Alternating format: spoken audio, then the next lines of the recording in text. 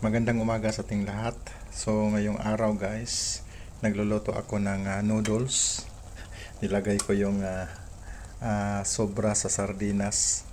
Ito yun ang aking breakfast ngayong araw na ito guys.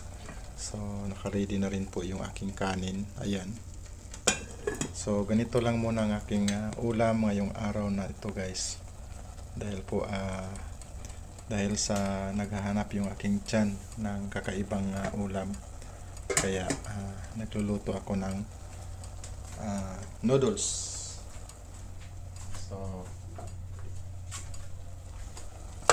yan, naghalo-halo ko muna to guys. Ayan yung sobra na sardinas. Kasi guys, yung tiyan ko palaging kumukulo, kaya ganito lang muna ang aking kinakain.